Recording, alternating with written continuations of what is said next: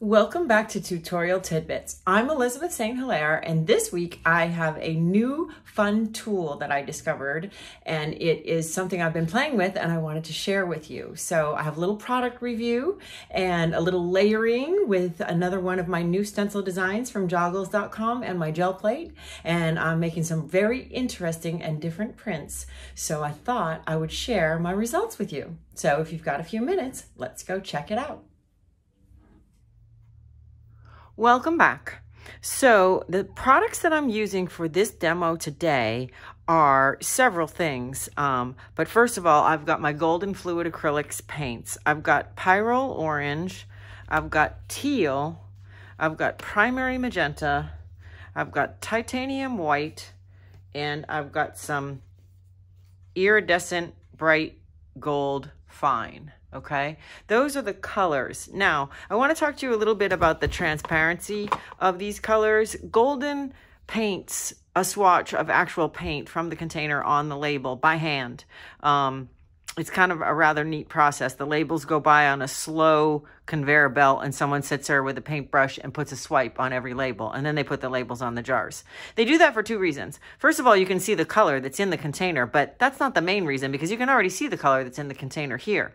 The reason is the visibility of those black tick marks through the paint lets you know how translucent the color is. So pyrrole orange is pretty translucent because you can see those black tick marks. But guess what? Teal is not translucent at all. It's opaque because you cannot see the tick marks. So that is why those are there. So that is helpful for us when we're making layers. We don't want to put a teal layer on top because it's opaque and it will block out everything underneath it. So a teal layer sometimes can go on top, but you need to know what you're dealing with. So titanium white is more opaque than zinc white, but it's still not totally opaque because there's our tick marks. Primary magenta is a little bit more opaque than the pyrrole orange because you can see the difference in the tick marks.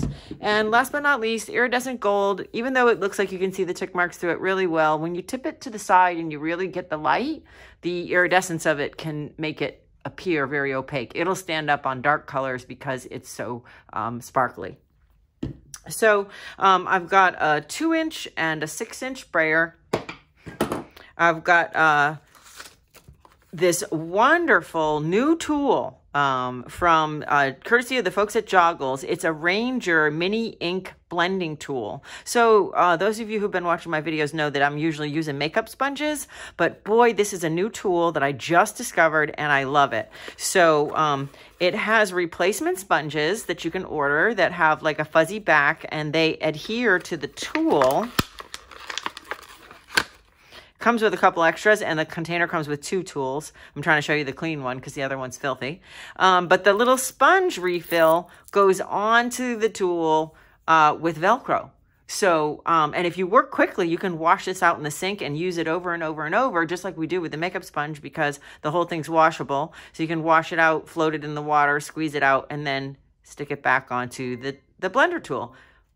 So the fact that these replacement sponges, you can get a bunch of them, you can rinse them out, reuse them in water, and then put them on here with the Velcro. I love it. And I love the fact that I can control this. Let me line this up straight.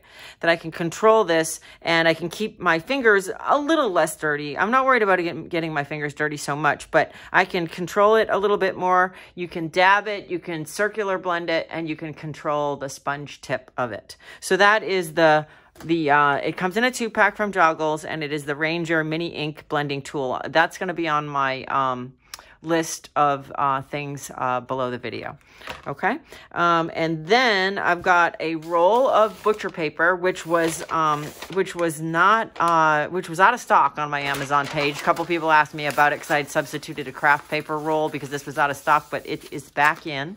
So this is a roll of butcher paper. It's about $13. And I like using a roll because I'm going to be making multiple impressions. I'm going to be cleaning paint from in between the spaces on my stencil. And a lot of times you'll see these type of videos by other artists, and they'll say to take the paint out from in between the spaces with a piece of scrap paper. Well, I don't want to use a piece of scrap paper because I want to keep making paper for collage. So because I can keep rolling this out, I don't have to keep track of all my sheets because they're right here. So I love working on either a butcher paper roll, a rice paper roll, or an old map. But today I'm going to take advantage of this nice clean white butcher paper. All right, I've got my stencil design. This is one of the very new ones. It's called Wind, and I love it because it's got some great little spirals in it in several places, and it's got some great arced shapes that I am using most recently to create flamingo feathers. I've been working on a couple of flamingos. I needed some more paper, and this made great sort of organic feathery shapes, but it could be all kinds of different things. But anyway, this one is Wind, and it is part of the new release of stencils at joggles.com, and that link is below. And then last but not least, I've got two 8x10 gel plates. So I can work back and forth and use one to blend paint and not waste anything, because I can pull a print from this mixing blending as well. So I don't want to waste any paint. So, okay. So let's get started. So I'm going to start by making some light colored solids, as I always do. I do not work on white paper because I want to have a solid coverage for collage papers. So the first thing I'm going to do is make myself a couple of light colored solids. Okay, so I'm going to start with the primary magenta. I'm going to add some of the titanium white to that so that I can make a pink. I'm going to roll it out with the big brayer. I think I've got a little bit too much magenta in there, but we'll make it work. That's not too bad. So I'm making a base layer of light colored solid of pink, and I'm gonna just print that on my butcher paper, and I used a lot of paint there, so I probably can get a second print. So I'm gonna pull that up, move it over, and then I'm gonna add a little bit more white so I can make a lighter one. I'm gonna keep the pink that's already in my brayer, swirling that around and rolling it out.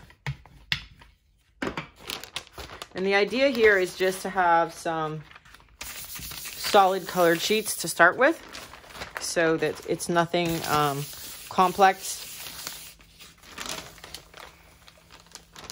I want to start with a light color. So the first one was a little dark. This is sort of the range that I want to be in. So what I'm going to do is I'm going to create some more light pink.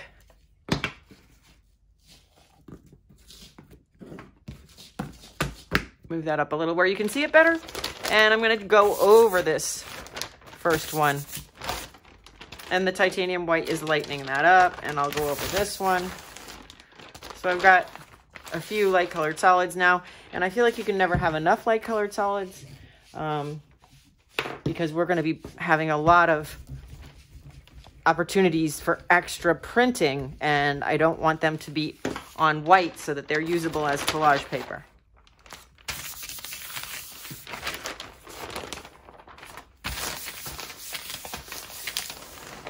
All right, so now you can see I've got a large amount of light pink. It's dry pretty much as soon as you print it. So the nice thing about this is I can keep it organized on my desk by rolling it right back up. And we are gonna work on top of this light pink. Okay, so I've got it rolled back up where it's manageable. Now we're gonna take the 2-inch brayer, and we are going to put out some primary magenta and orange. And we're going to mix it so that it's not quite blended. So it's sort of marbled. So we're going to put dots of it.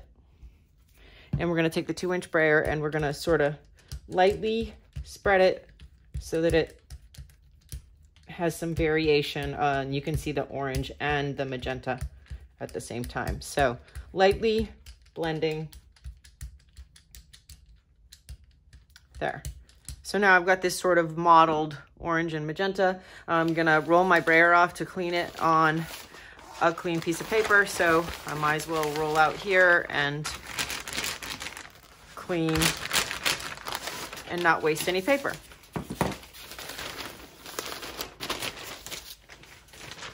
All right, so the next step is to put the Wind stencil. Let's move this over a little bit.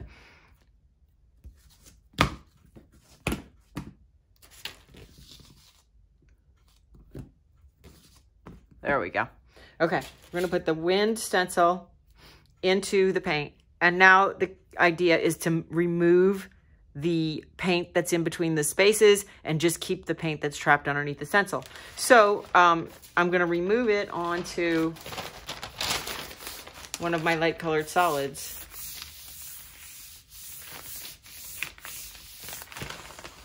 And there's more. So I'm gonna remove it again.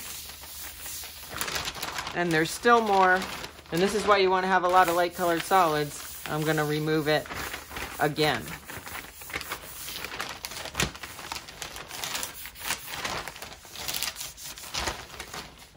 So now I've just made a couple of prints onto the light pink. And I can set that aside. Now we're going to set out on this plate a little bit of teal and some gold. Then I'm going to take the blending tool and I'm going to start with the teal, and I'm just going to sponge it in here. See how easy this is, and my hands are clean? Dabbing it and sponging it sort of randomly and not full coverage. I'm going to do a little bit more paint. Not full coverage because we're also going to put the gold in there. So I'm going to sort of sponge that off. I could use the two tools because I have two, so I could, because I'm going to switch to the gold and this is going to make it green. Or I could sponge off onto the border edge of my rolled paper and get it pretty clean, and then come in with the gold and mix that in. I don't mind if the gold mixes with the teal and makes a green. I'm all for colors that don't just come out of the bottle, you know, colors that are blended. So that can be interesting too. So let's get some more gold.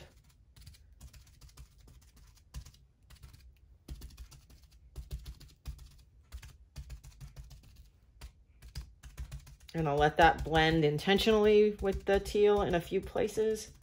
Soften the edge. There we go. So we are sponging directly on top of this stencil. And what's left behind now is a lovely combo of the orange that was trapped, the orange and the primary magenta that were trapped underneath, plus the colors that we sponged in. So we have not removed the stencil yet, all right? The stencil is still down. So now we're gonna lift it and we're gonna grab our light colored solid and we're gonna print it on the pink.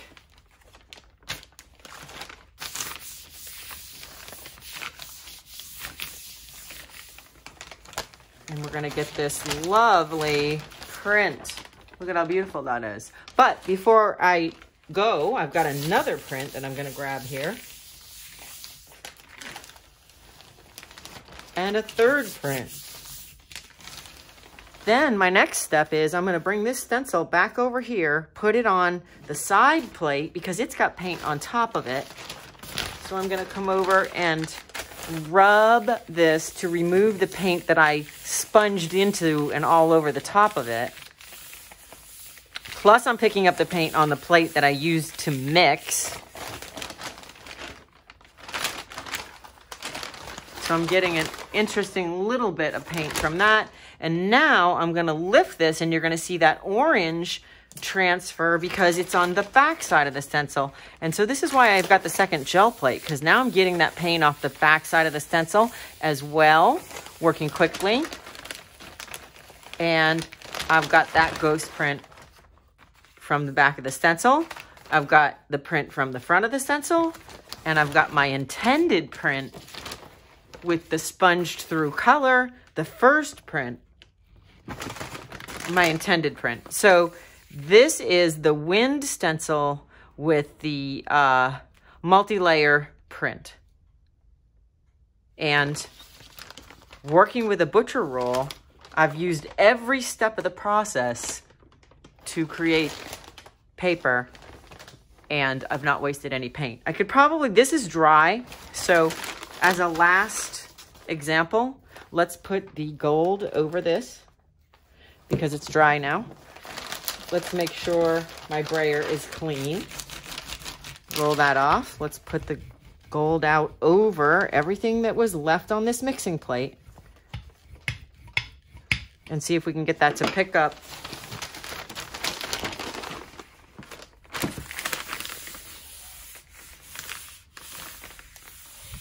So now I've put the paper over that, and I should be able to pull off all the previous paint. On a good day, that's what happens. Yes, looks like that's what's happening here. So I used the gold as a last layer to pull up that stuff that was left on the plate. So now I've got an interesting print with that as well.